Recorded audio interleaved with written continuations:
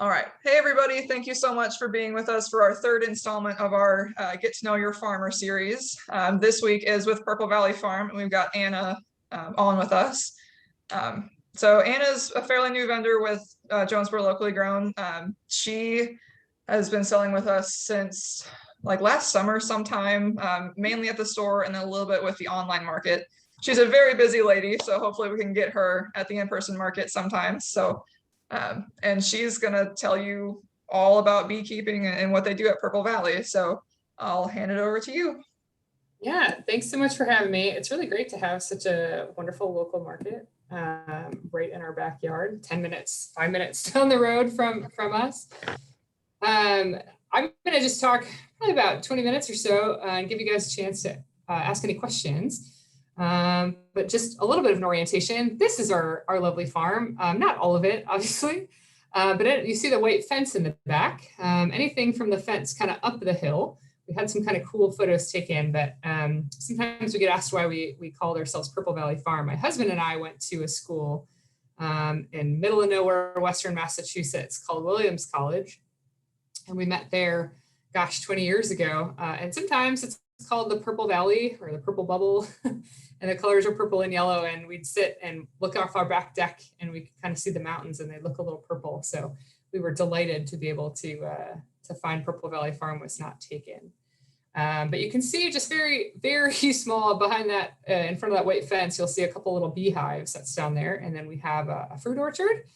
So the trees aren't really in bloom. I'll show you a picture of them in a minute, but down there is the fruit orchard. And then that building, you see that's that beautiful barn is our lovely neighbor. They have a 20-acre horse farm. And I am over there just about every day. My toddler has fallen in love with horses and cats and dogs and their tractor. So it's been really lovely. This is just a couple of weeks ago before it frosted when it was still nice and in bloom. So there's all our different trees. We have about 150 or so heirloom fruit trees. We didn't plant the bulk of them. We've planted some additional ones, I was telling Emily. We're mostly apple. We have some cherry, some peach, some pear, and we just planted a couple of Santa Rosa plum trees, which I'm excited about. But we do have a really, really nice 5 acres that the bees can roam right here locally. So that has been really wonderful. Like I said, that back fence line is where we keep our bees just for the orientation to the sun. Make sure they get morning sun early enough. And so you can see just a couple of those hives there. I blew up a small picture of them, but I started this crazy journey into beekeeping in 2015, sort of. I actually convinced my husband when I was in graduate school, I think it was 2007, 2008. My day job is actually as a sports scientist and coach educator, weightlifting coach, basically. I work for USA Weightlifting, part of Team USA, and I've worked as a professor at different universities in exercise science. So that's my day job. So I was here in the area for that. And I was like, you know what? Washington County Beekeepers Association is doing a bee school. That sounds pretty cool. So I went and I was living in an apartment in North Johnson City and I couldn't keep bees at the time. And my takeaway from bee school over the weekend, we visited K&K Bee Farm, was there's a lot of ways to kill bees. You know, maybe it's just better that I like get a jar of honey from the store and just leave this one aside. You know, maybe I'll just let someone else do bees. And I just couldn't resist when we had a little bit of a property over by Milligan. We rented a little house on a farm there. And I asked if I could keep bees. They said yes. So I went back to bee school, got a mentor, John Marshall, who's wonderful, from now the Appalachian Bee Club. And I had my first package of bees there in 2015. I have since wised up that wearing a veil that is not connected to a jacket, like you see in the other picture, is a terrible idea. Because if a bee flies under it, then your first reaction is to flip it off of your head, which usually then doesn't end super well. But it was really fun. The only thing I've really changed is I now have a jacket with an attached hood. And of course, we had to move the beehives when we moved. But I've been at it for a good long while. My goal was to get to 6 hives. I started with 1. I'm currently at 4, but any given day you'll lose a hive to mites or pests or cold or, you know, all sorts of different issues. So I've never really gotten much past 4, but I did have 2 hives through the winter. And that was great that they both made it through. So it's been fun. couple other pictures, my bees on our fruit trees and some of those in bloom. We do have lots of nice flowers for them to enjoy. It's been a really nice spring this year. I really enjoy bees. It turns out I think they're fascinating. Bees and ants, just they know so many things, and no one really wants to hang out with ants. So every year that I keep bees, I find that I learn a ton more about bees that I had no idea about. So it's been really, really cool. Even this spring, I had some hives that were queenless that I needed to requeen. You're like trying to figure out what's going on. It's basically problem solving. So every time you open up the hive and you look at a frame, you're taught to read the frame. So you can read the frame for signs that your queen is laying well. You can read the signs that your hive is queenless. You can figure out how much, honey they have stored. You can figure out if there's mites. So there's a lot you got to go through to figure out. So if you look on the picture on the left, there's just a couple examples of hives there. You'll see some bigger, taller boxes on the bottom. So those are called deep supers, and then uncreatively, medium and shallow supers are what you would then have for honey storage. So the bottom part is going to be like their apartment, like their home. So they're going to have usually two sort of big spaces, and there's 10 frames in each of them. So they have 20 frames that they can lay eggs and store honey and pollen in. And then above that, you'll see a little bit on the first hive there, you'll see a little bit of yellow, like a small yellow line. And then the other one, I think it's a purple one. That's called a queen excluder, and it looks kind of like a metal grill. And it is to prevent the queen from laying eggs where you want the bees to keep their honey. So the honey that you would buy at the store would come from those top, either the blue box on the one hive or the white, purple or white thinner boxes on the other hive. And they work their way up vertically from bottom to top. So the small bees can pass through the grate, but the queen bee cannot. So that assures you that you're not going to have any issues. Even if you don't have that there, most of the time the bees won't lay eggs there anyway. It's not usually an issue, but it's an interesting tool you have in case you do have that problem. So then when you go out to inspect a hive and you pop in each of those frames, you're probably familiar with seeing maybe just a frame of honey. There's a couple different things you'll see in that middle picture. You'll see some sort of really big cells at the top. Those are called drone comb. So drones are male bees. They pretty much do nothing. They mate with the queens in the spring. They don't really forage. They don't get nectar. They just kind of hang out. And then in the spring, they're useful. They mate when it's time to, October or so. They all get banished from the hive because there's no point in keeping them alive over the winter. So bees are cold. The rest of the things that are capped, the dark brown, those are just worker bees.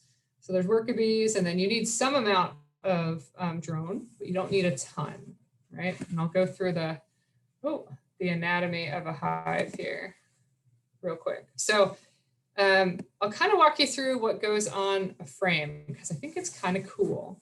I spent a lot of time looking at frames, but my mom hadn't, so I took her out. She was like, "Oh, that's neat." So this top picture up here, you'll see the dark brown capped cells, and that's again worker bees. And usually what happens is it looks like kind of a rainbow, and all sort of like inside the rainbow should be where the queen has laid eggs. And then if you look on the outside, it's a little bit lighter. It's maybe a little bit thicker. And that white cap is honey. So they sort of have like a little sort of arc of honey around, and that's pretty typical of all the frames. So if you look at that bottom right, you'll see the idea that the brood is in the center, but it doesn't go all the way out to the edge of the frames. You see it's just clustered in the center, and that's because they have to stay warm, and they have to cool themselves, and they have to cover those cells. So if the baby bees that are capped there or uncapped get cold, they die. So you want to kind of keep them clustered. So when bees sort of cluster, that's what they mean. So the outsides of those frames are not going to contain baby bees. The queens are quite clever, and they lay just in those cells, just in the center, right? Then as you move outward, so you have those 10 frames, as you move outward, you start to get pollen. So usually the first and second and 8th and 9th frames have pollen. So you can see the different color. There's a couple different pictures there where you can see the different colors pollen that they'll pull in. Sometimes it's red, sometimes it's yellow, sometimes it's orange. Depends on what's flowering, and that gets pulled in. On that bottom left picture, you can see too, there's a little bit of honey on that frame, capped honey. And again, the bees will only cap it when it's ready. And I think that's one of the really cool things. So like, how do you know if honey is has too much moisture? Because when honey has too much water in it, it spoils. So how can you be sure that it's ready? Well, the bees, after they deposit the honey into those cells, they won't cap it until it's at the right hydration level. So you know that it's okay to process the honey once it's capped. If it's uncapped, then it means it hasn't evaporated, enough water hasn't come out of it yet. This is one of my favorite pictures that I took a couple of years ago, actually, because as honeycomb ages, it darkens. So you can see on the right, that's older comb and it's quite dark. When they just draw it, like the first year, if you guys were to buy, I think Boone Street Market has it, someone started selling comb honey, where you basically just cut a little square out and instead of extracting the honey, you get it with the comb and all. It takes about the equivalent, I want to say, of 9 pounds of honey to draw 1 pound of honeycomb. So they have to take basically a flat sheet of beeswax and draw these cells out. And they have wax glands in their abdomen and they do that. But the energy it takes for them to draw those cells is a lot. And that's why sort of honeycomb or just the empty comb is sort of like gold to beekeepers, because it's going to take so much more energy for them to make the cells, and then they won't have nearly as much energy left to put honey in it or time. So it's really important to keep good stores of honeycomb. But this younger one, that kind of gives you the idea of the life cycle of a bee. And it's really cool because we can see almost the full life cycle here just on the one frame. If you look in the upper left, you see something that looks like a little grain of rice. So the queen bee can lay up to 2,000 eggs a day, right? That's busy. So you got to have a lot of space for her to lay. So the queen bee has about 2,000 eggs a day that she can lay, and they look just like those little grains of rice. Eventually, you can kind of work your way over. You can see the laying pattern. They start to look like little tiny white worms, and those little white worms get bigger and bigger, right? And you have nurse bees that tend to all those brood. And then at about day 8 or 9, they get capped. And it takes about 21 days or so to make a new bee, give or take a couple of days. And once they're capped, right, they keep developing under the capping. And then eventually they hatch out. They're very kind and polite. And when they're done hatching out, they clean their cell out, and then it's ready for the next crop. And when they hatch, they have jobs inside the hive. Bees will live maybe 6 weeks in the summer, and they'll live a couple of months in the winter. This is crazy, but the queen lays different sort of types of bees. In the summer, it's a little bit different of a bee than in the winter. They live a little bit longer in the winter. They need to, because when the hive is below 50 degrees, you can't open it. So people are like, oh, beekeeping is super hard. It is when it's over 50 degrees. But because if you chill the brood, right? So if those little wormies get cold, or even the cap cells get cold, they die. So we need to make sure that the bees are clustering at about 95 degrees, and they really can't get chilled. So anything under 50 degrees, you cannot open the hive. You just kind of have to hope. So it's really important that you have an idea of what's going on. You probably go in every week or two in the hive, but those bees turn over every 6 weeks or so. So the average bee will only make about 1/4 teaspoon of honey in its whole life. So one bee, 1/4 teaspoon of honey. So get to just 1 jar of honey. It's a lot of bees. It's a lot of work. And you don't want those bees that are out foraging to get like picked off by a bird, or for some reason to get lost and not make it back to your hive. So only the older bees, like think your week 5 and 6 bees, are allowed to go out. So when they hatch, they have jobs inside the hive, which I think is pretty cool, just to protect the bees. I mentioned the drone comb, right? Where you can see on the bottom here that there are kind of cells that pop out. They look like little bullets. So that's a little bit different. And then you can see the big cell that looks kind of like a peanut. That big long peanut cell is a queen cell. The queen bee is a little bit longer and a little bit darker usually than worker bees, kind of hard to find. But if you see those queen cells, that's how you know that a queen has emerged. So for example, this spring, I took one hive of bees and I split them into 2. So in order to split them into 2 hives, you have to take at least 3 frames of brood. If you go back to this frame, that little tiny grain of rice, if you have those little tiny grains of rice and there's no queen, and the queen gives off queen pheromone, so the bees fan it through the hive so that everybody knows that a queen is there.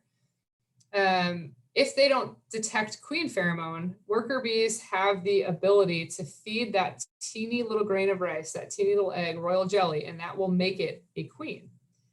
So if you then just go ahead and take a couple frames of that and give them some honey and pollen so that they have some food, right? You give them a lunch box when you send them off, then they'll make a queen cell. And you can see it's in the middle of the frame, and that means it's an emergency queen cell. They needed to make it because they sensed there was no queen. And so that'll take 18 days or so to hatch. And then that queen will fly out of the hive one time in her life only. She'll go out and she'll mate with about 10 or 12 drones. And that'll, give her everything she needs to then lay eggs for about 2 years. So bees will either make a new queen when one is missing, and the only reason one is missing is because you split the hive, or on her sort of virgin flight to mate, she got eaten by a bird or never made it back. You never know. So it's not super common. Also, if the queen is sort of older, the queen is probably good and productive for about 2 years, then sometimes the bees will just go ahead and replace her. Like, so in nature, there's no one managing this process for them. They'll just replace the queen. And they make about 6, 7, 8, 10 queen cells. And the first queen to emerge will go ahead and chew open the rest of all the queen cells and kill them, because there can only be one queen. So if you happen to catch it before she's managed to get to all those queens to take care of them, you can actually pull those queen cells out and use those to help start other hives. So it helps if you have more than, let's say, 2 hives, because you need those parts and pieces. You need the young eggs. You need the ability to mix and match and split, because bees are really good at making bees and honey. And I'll get back to that in a second. The honey bit, it's kind of fun. So once you've managed your hives and your colonies, and they've drawn up as much comb and sealed up as much honey as possible, you take those honey supers, those thinner boxes that you saw in the hive, and you pull those off the hive. And you end up with honey that you then extract. So this is my friend's honey house, and she's got this beautiful facility with an extractor that she's very, very kind to let me borrow. It is very, very hot because you need the honey to run. You need it to be 80 degrees in there so the honey will spin out. So it's usually a pretty long, a long day. But you take a hot knife. So you'll see in that second picture on the top, it's called an uncapping knife. It's plugged in. It's a very hot knife. And you basically just run it along the edge, and that will take the wax capping off.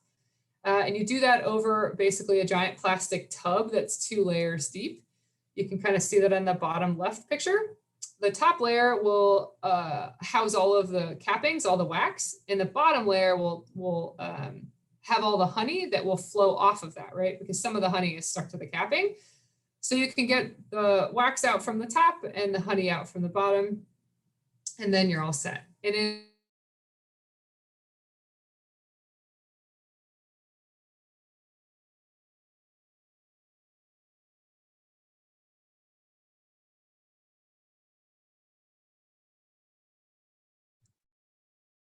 Uh-oh, it looks like we may have lost you, Anna.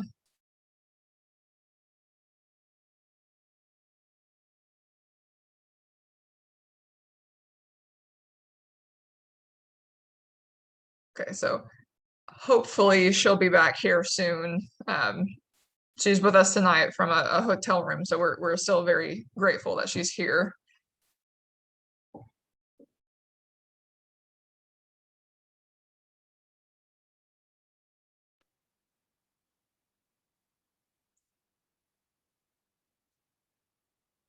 Okay, yep. So we shall wait just for a second here while we see if she can rejoin us. Where did you lose me, Emily? You were talking about the hot knife in the top middle picture. Ah, okay, wonderful. It is very fun to use an uncapping knife, very gratifying. you get the honey to start flowing out, and you can see in that little tub just below that all the wax cappings drip down. And then what you're able to do is you can see in the bottom left picture, there's two boxes. The top box captures all the wax, and because it's nice and hot, the honey will run through there. There's a little bit of a grate, and the honey will collect in the bottom of those two plastic boxes. And so what you end up with is honey that you can then use in the bottom, and then wax, which I'll show you what I use that for a little bit later. And then if you look in the bottom left picture, you can see the extractor. You can fit 9 of those little frames that I'm holding, or 3 of the deeper ones that you see in the uncapping tank next to the extractor in that picture. So the deeper ones are quite cumbersome and not usually what people do, but I made some poor decisions as a young beekeeper to have a lot of deep frames. So that's what I have to live with. A full box of 10 frames of deep supers filled with honey weighs about 100 pounds. I am a weightlifter, so it's okay, but most people wisely elect not to pick that setup and instead opt for these smaller frames, which are much more manageable to lift and move around. The picture in the top right I picked is just sort of a funny one. If you don't space the frames really tightly, the bees will draw out the comb really far and they'll do some just goofy things. So that's an example where they kind of drew out far and then they didn't, that all capped it. But when you think about how you have to extract it, where you have to use this knife to uncap, it actually does make it pretty tough to then have to uncap that. So there's a lot of honey that goes in that uncapping tank that then drips through. So helpful to do. So this is the extractor itself. Like I said, you can see how many of those little holes there are, but you put it in and you just kind of spin it, and you have to spin it kind of gently because it's soft wax. It's hot, soft wax. So if you spin it too aggressively, you'll just sort of blow the comb out. And like I said, that comb takes so much energy for the bees to make that you really don't want to waste it. When honey is said to be unfiltered, you can see we just kind of have one strainer there, and that's because there's sometimes bits of bees or large bits of wax. We're just capturing that out. There's no other sort of filtering that goes on, but people usually frown upon like bee legs and their honey. And every now and again, there's a bee hiding on one of those. So that's the extent of what we do to, from the hive into the bottle. So it goes through that little strainer, goes into the bucket. We don't heat it. We don't cool it. We don't do anything. We just end up from that bucket and then we immediately bottle it. The other kind of fun thing, I don't know how much you guys follow bees or beekeeping, but it's probably a big deal. About 6 or 7 years ago, right when I got into bees again, there was a Kickstarter campaign for something called FlowHive. And FlowHive is basically a frame. I think they raised like $12 million. It was kind of crazy. But the idea is I just showed you how you access honey and how you extract with a hot knife and uncapping tank and extract and spinning it in the extractor. This is a little bit different way. So you'll see a deep frame of honey. Like I said, I made poor choices. So I have 100 pounds of deep frames of honey, but all nicely capped. That middle bottom one is a traditional frame of honey. The middle top one you can see is much, much wider, and it's not beeswax, it's plastic. In the top right picture, if you look carefully, you can see little tiny fill-in gaps, like the bees have put beeswax in between those plastic cells. And what you do is you turn a little key and you basically make the cells that are normally like this, you just make them open. And they open and they flow inwards. So instead of having to uncap the outsides and spin it, you leave the cappings on, you just crack the cells and it all flows in. And it flows inward. And if you look on the bottom right, you'll see that that flows inward into a reservoir on the bottom. You put a little tube in, and then it flows out into jars. So it's a different system. It's kind of interesting. So I gave it a shot my first year, and it absolutely works. The idea is that it's less stress on the bees. You don't have to open the hive. You don't have to take stuff out. You just basically crack the cells, take their honey, reset the frames so they're even again, and you walk away. It's probably not great if you've got a lot of hives. It's not very cost effective. It's about $50 a frame, whereas a traditional frame is about $3 a frame. So it's a little bit pricey if you're gonna go big, but it was a really interesting experiment. I did that mostly just the first year or two. And one of the cool things is you think, well, when are the bees going to figure out? They capped it, right? They capped the honey. When are they going to figure out that actually what's underneath the cap is missing?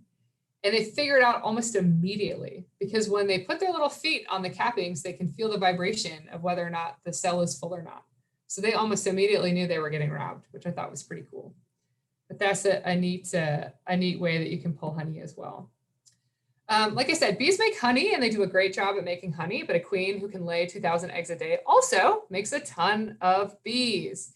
And just like you guys, if there's too many people in your house and you're like, gosh, I need a bigger house, the bees have the same thought. If there's too many bees in their house, they go, all right, let's split. So they take the queen and they leave. And then the bees who are there need to make an emergency queen, and they live on. But the bees will eat all of the honey stores, like gorge themselves. Their wax glands will go into overdrive because when they go somewhere, they're going to need to draw cells quickly. So they'll basically steal all your honey, take half the bees and the queen, and end up in your apple tree. So this swarmed in my orchard a couple of years ago. I was walking down with my daughter just to take a poke at the bees, take a look at them, and I happened to hear this really loud buzzing, and it was a giant swarm from my own hive in a tree. So then what you have to do is you have to get up on a ladder. You take a box. The box I used is the box in the picture on the left, all the way to the left, just like a cardboard box. And the queen is somewhere in that cluster. And if you get the queen, all the bees will follow. If you don't get the queen, you got to get up on the ladder and do it again. Ask me how I know.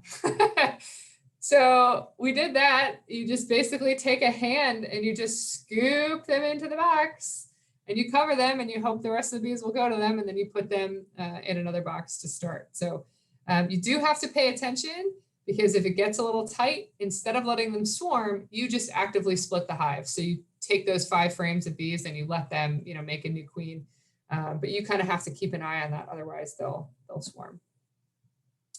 So what actually becomes of that honey? We're able to sell just that raw, unfiltered honey. So you'll see, I think when we did it through the Flow Hive, that's our picture on the left. And then what we sell at Boone Street Market and online through the Jonesboro Farmers Market, just the jars, and that's all it is. We just extract it, put it in a jar. That's all we do to it. We also sell something which is kind of cool called creamed honey.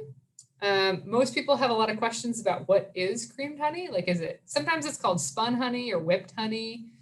There's no cream in it. Someone asked me if there's dairy in it. There's no cream. It's the same ingredients, just regular honey. But if you've ever had honey, you'll notice that it crystallizes. So at some point, all raw honey will crystallize. The size of the crystals will differ by quite a bit.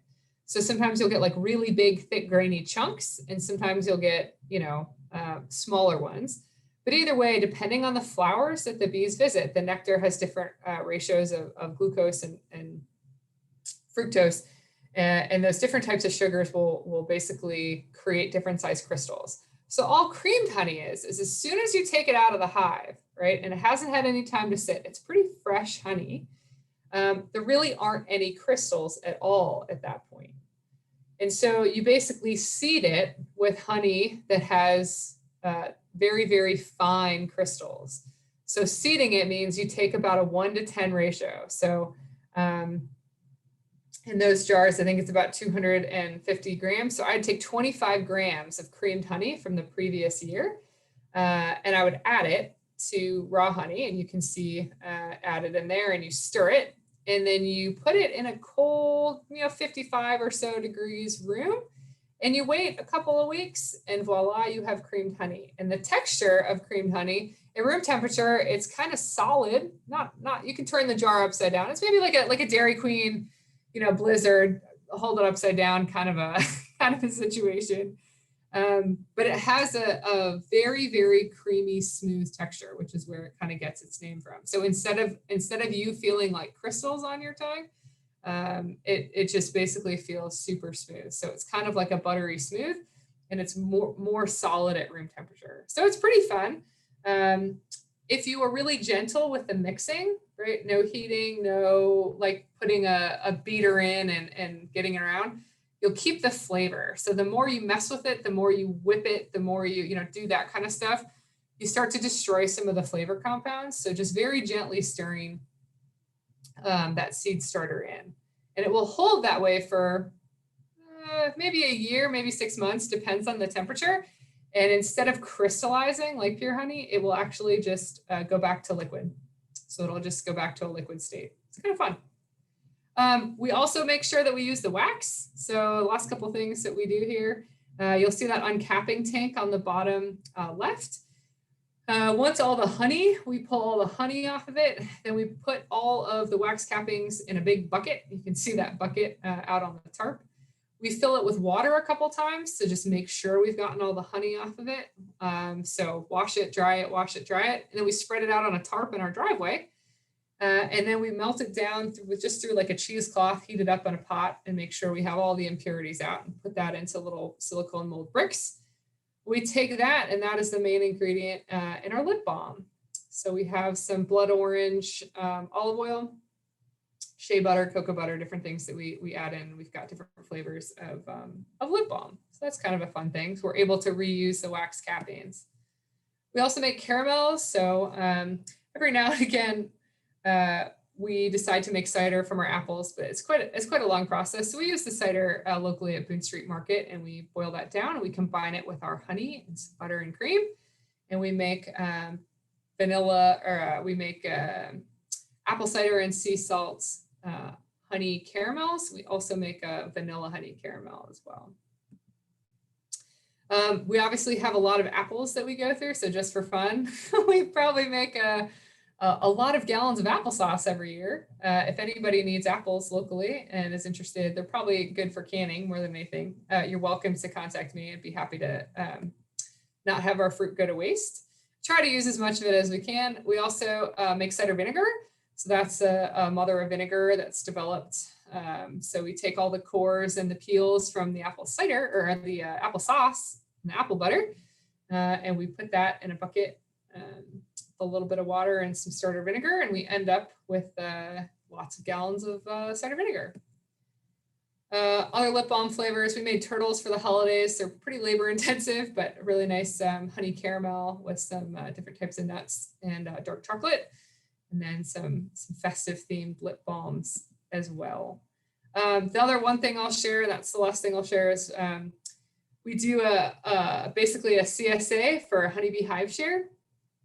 So you can adopt a full hive or a half a hive or a quarter hive or an eighth of a hive. And so at the end of the season, once we extract, we give our shareholders honey. So however many jars of honeys, lip balms, caramels, some different products we have from there. But also we do sort of quarterly newsletters to kind of update people on what's going on with the hive. And if people are local and want to come out, check out the hives, we're more than happy to do that. So there's more information on our website about that, but that has been really fun because I get to share a little bit more about what the bees do and what they're up to in our in our newsletters. If you're interested in learning more about us, we've got a website, purplevalleyfarm.com. We're also on Instagram and Facebook. And then there's my email address. We're hoping to keep doing the online farmers market. And if we have a chance to do a little bit in person this year, later in the summer, we will as well. And then also we're happy to sell our honey at Boone Street Market. So that's my husband, my daughter and I, and when we're not out on the farm, we're out hiking somewhere. So be happy to take any questions y'all have, but that's our farm in a nutshell.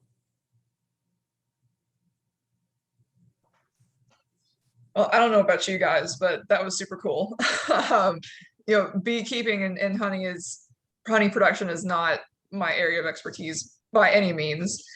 So this was really great to have you on with us, and thank you for taking a little bit of time away from your hiking schedule with your surprise visit there, or your surprise getaway there.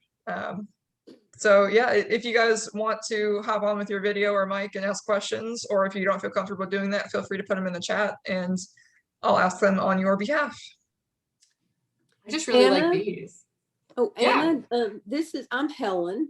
Hi. I'm on the board of directors with the Boone Street Market, and I really enjoyed your presentation. I didn't know anything about bees or beehives. Have you ever been stung? Yes, last week. But I will tell you this, Helen, I have never been stung when I didn't deserve it.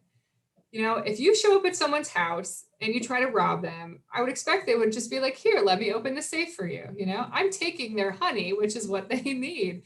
So there's certain times a year where you know the bees are going to be more aggressive. So for example, in July, believe it or not, nothing is flowering that produces nectar. So that's when everybody usually extracts. So sometime in July, that's sort of the natural rhythm in East Tennessee. And so when you open that hive up and you start messing with their honey and there's no nectar for them to get, they're very protective of it. So they'll sting you once or twice, but I feel like that's fair. If it's like a cloudy, windy, cool day, right at 55 degrees, maybe they're queenless. The pitch of the bees, like old time beekeepers will tell you, and I think they're right. When a hive is queenless, the pitch of the buzzing is different. So you don't have to like look for the queen. You can hear that they're upset. And it's true, you know, like I've been stung probably 5 times in the last 2 years.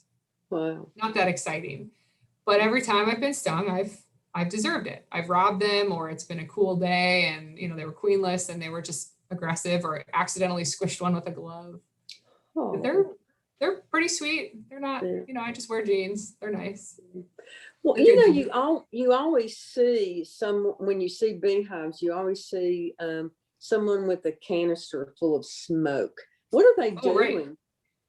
You know what? I didn't mention that. That's a good point. So a smoker is super helpful. It basically disorients them in terms of their ability to communicate with each other. So bees are super cool. I can't tell you all the cool things about them all at once, but this is a cool one. So once they sting you, they give off basically like a scent, and that's how they find you, right? So if you're like, oh, I got stung, I'll run away, like they'll never find me. False. They will smell you and they will come find you, right? They also like you can trigger basically like an alarm, you know, it's just like robbing a bank, you know, you can trigger an alarm, they're going to find you. So that smoke is to basically prevent them from communicating. It really doesn't do a whole lot except stop them from like their usual ability to communicate well. Sometimes maybe people say it makes them a little more docile, but you really, if you handle the frames carefully and you're gentle, there's no real reason to worry. Like I've been surrounded by hundreds of thousands of bees and I'm not worried. When you hear the pitch change, or you know you dropped a frame in instead of gently placing it, like, you know, you made them mad, you know, walk away for a minute. The smoke is very effective. Yeah. You give them a heads up, you're coming for a couple of minutes, and it doesn't harm them. It doesn't bother them. Well, thank you. And then we do have a question in the chat. This is from Lee, and you may have answered this at least partially. So Lee was saying that you referred to the honey season. When do you harvest your honey throughout the year? Yeah, so most beekeepers, if they are able to get their hives through the winter and there are lots and lots of bees in there, things start to flower in this area sometimes as early as mid-March, usually maybe a little bit later. And they can fill up those 10 shallow frames. They could fill those up in a week or two if there's a good honey flow, as the beekeepers would say. And if you had enough hives and you had enough of those things, you could probably extract like maybe May, early May, and that would be spring honey. But most people, you know, maybe they don't have necessarily the ability to do that. I certainly don't with my hives. I don't have the ability to extract that early. They will extract in July because, like I said, it's so strange to me. I thought this was crazy that there's nothing flowering that produces nectar in this area really worth a whole lot in July. So they call it the dearth. I'm like, okay, the dearth. So I figure like, oh, I'm good through like August. You're like, no. Like it's what's in there is in there. And then in August, you start to get a little more, and then there's some in the fall. So most everyone will extract in July. They'll treat their hives for mites. So they'll put in like basically a fumigation for the mites. And they'll do that when there's no honey on that people will eat, right? Something that's safe, won't build up in the wax. There's different ways to treat, but very, very safe. And then in you know, late August, once that treatment is done and everything's good, you could put the honey supers on again, and they'll fill it up again until maybe October, early October. And some people extract again. Again, I don't have a ton of hives, so I just extract in July. That's all I've been able to do. And I let the bees keep whatever they make in the fall. They earned it. Awesome. So we did have another comment from Karen, who had to get off real quick, but she said, Anna, thank you so much. I learned a lot from your presentation. I kept bees for about 3 years, 20 years ago. but could not have done it without a mentor holding my hand the entire time. Amazed by your expertise, great presentation. So, Yeah, and that's from I will, Karen Childress, so one that is of the very kind of founders. you. Mhm. I will give a shout out to my bee mentor. He's been doing it for 30 years. John Marshall. I think he sells Marshall's wildflower honey. And he is wonderful. He's usually at the Johnson City Farmers Market. And then he has mentored so many people over the years, and everyone has been so very kind. Mary Simonson is another person whose honey house that I use. And if I have questions, I will ping her as well. The moment that swarm was on that branch, I was like, so what do we do now? It's good to have people to call, and everyone in the Washington County, well, I guess it's the Appalachian Bee Club now, has been very, very supportive. And it's much appreciated. It's not something that I feel like you can pick up without help, just because there's so many things to figure out the hard way or, otherwise. It's been a lot of fun. Hey, Anne, I have kind of a question, comment, or I don't know. I always thought of catching swarms as a particular, like an advanced skill. Because I know there are people around the area that are swarm catchers. So is that something that you do as an advanced beekeeper? Or is it something all beekeepers should know how to do? It's very funny. There's a swarm list, so people call in and they'll call the bee club and be like, help, I have these bees and, I don't want to kill them, but I don't want them here. And it's like, there's like a hierarchy, like the beekeepers that have been doing it a long time, like they get called first because you basically get free bees. And to start a new hive, if you buy bees, it's about $180. So basically a free $180, and they'll draw out this comb for you. They got all the wax and they got honey, they're great. It is a skill if you want to lure a swarm as opposed to just going to get someone else to swarm. So you make what's called a swarm trap. And I didn't put a picture up, but I do have swarm traps. You make a box. If you're really interested in bees, I'd read a book called Honeybee Democracy. It has nothing to do with politics, but it's called Honeybee Democracy. And it's about why bees swarm and how they decide when and where to swarm. So the bees are looking for a container that's a certain volume, and they'll bounce around the walls of like a dead tree trunk, for example. They'll bounce around the walls and kind of get an idea of how big it is because they want a certain size. So basically you build a swarm trap that is the ideal dimension that the bee wants. And then you drop 3 frames of drawn comb in it. Like, look, I did your work for you, and then you put some lemongrass. So like an essential oil that's lemongrass. They really like the scent of lemongrass. And you put it in a tree 6 to 15 feet, 10 to 15 feet off the ground, facing south, with the entrance facing south. Because people have done crazy research to basically figure out exactly what bees are looking for when they go find a new home. So you basically give them, like the penthouse suite they've always dreamed of in just the right neighborhood, and they will come to you. There's no guarantee, but when they go scout locations, and that's what they do when they sit on that branch, is they're sending scout bees out to go find, and then they all have to agree, Honeybee Democracy, where to go.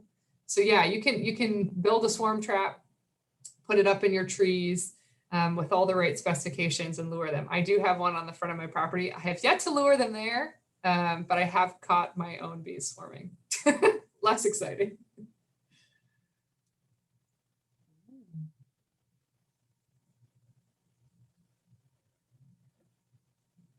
Anything else? Bees are super cool, y'all. They're so cool. I love bees. Only I could keep them alive longer.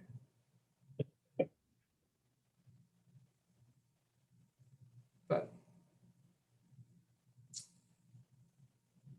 would you move your hives to other locations to get a different type of honey?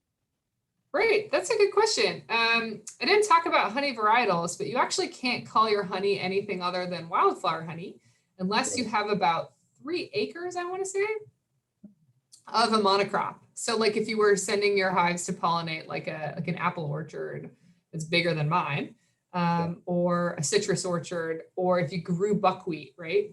So like a locust. So it's very hard because you can't really, guarantee, unless you're a bigger farm, or you rent them out. I don't move my hives. I don't have enough hives, but a lot of people, when they have a bigger apiary, will rent their hives to pollinate other people's orchards or almond groves or, whatever. So that's a pretty big business. People with larger scale apiaries, they truck their hives around the country to help pollinate different farms. It's a little bit harder then to keep them disease free. It's a little bit harder to keep them alive, to look after them better. It's pretty tough. Like, bees adapt to a certain environment. And it's the honey from those is basically like incidental. Like, their value then is as a pollinator. Honey is just sort of like a secondary thing that they make. Their real commercial value in that sort of an operation is as a pollinator, and they get paid quite handily for their work, right? So some people will just kind of have different locations where they drop their hives to get different flavors of honey, and certainly you will.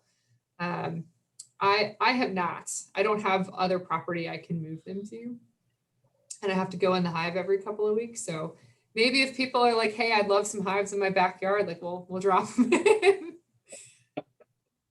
But yeah, and the American honeybee, speaking of fun honey trivia, is actually really useful as a commercial pollinator because it's one of the only species of bees that has something called fidelity to flower, which means once it finds a source of nectar, it will tell all their friends and they will only go there, right? So instead of being like ADD, like, "Ooh, there's clover," like, "Ooh, there's almond," "Ooh," right? They are very focused. So once they find that, and that's really unique to the species that we rely on for pollination. Pretty cool. That's awesome. Bees are neat. Yeah, that is really interesting for sure. Yeah, so don't think you can replace honeybees with other species of bees, right? They don't have fidelity to flower. That doesn't work. Anyway. And then this is from Mary and Wayne Lawrence, who was an avid orderer on our online market last year, which is where I got to meet them a little bit. They say, "Thank you so much. Great presentation. And we love your honey." Oh, yay. Thanks. I put some raw honey. I usually don't sell the raw uncreamed honey at Boone Street Market, but I did put some there. And then I dropped off some creamed honey as well. There's so many people with bigger operations that have been so very kind with their time and generosity and have so much more honey available that sell at Boone Street Market that I've just sold my cream honey there. But I had a couple jars, and I know this isn't really like the hot season for people extracting honey. So I'm Yeah, we're running a little bit low. Right. I drop some off. I don't really get all that much. Like I said, it's not really as much of a business for me as it is like a really fun hobby. And I have just enough hives where I can, kind of take care of them all. I don't know all the bees' names, if you will, but I try to do right by the bees. And if there's honey, great. We'll give it to the shareholders, give it to my friends and family, and of course, enjoy it in our house. But one day I'll get to 6 hives. Give me a few more years. That'll be done. Sure. Oh yeah, I love making the turtles. They were really a lot of fun. I had some trouble tempering the chocolate. I bought these really nice, this really nice chocolate. I made a batch and I didn't temper the chocolate right, and it got to me. But yes, Shelly, I will make the turtles again. I was gonna say, do I have the perfect chocolate mentor for you then? Ooh. Yeah. Yeah, so we got a new vendor at the store called the Cocoa Bean and Butter Right. Chocolate Company. I saw that. Yep, I get to try it. That looked awesome in limestone in our own backyard. How wonderful. Yep. Yeah. So they temper everything themselves. So if you want, I could hook you guys up. You should. And shout out to Lee. She was really, really Yes. helpful in helping me with making sure that I tried to make some honey caramel sauce, but I just wanted to make sure that the hydration level was right. And we've enjoyed it in our house, but I have yet to bring it to market. It is on the to-do list. But I did make a lot of honey caramel sauce and had a lot of fun doing that. And Lee was super, super helpful. But I am just trying to tweak 1 or 2 things before I feel comfortable letting that out of the bag. But hopefully the turtles of the honey caramel sauce will make an appearance again. I now have a 2.5-year-old instead of a 1.5-year-old. So maybe she's now more helpful in the kitchen. We'll find out. She's your taste tester. She doesn't know what chocolate is yet. We're going to keep it that way. gonna open that Pandora's box just yet. But she's a lot of fun. Yeah. She likes honey on everything. Seems fair. Yeah. All right. Well, I'll let you guys enjoy dinner and enjoy your evening. And thank you so much for having me on and for taking the time to listen and learn about bees. If I can answer any other questions for you all, please shoot me an email or drop me a message, and I'd be happy to chat bees. Thank you. Thanks, Anna. We're so proud. We're so happy that you're part of our markets. Thank you Yes. very much. Yeah, thanks for all the work you guys do to make it happen. It's such a luxury to have a cool local market. We try for sure. So, all right, guys, thank you so much and have a great night.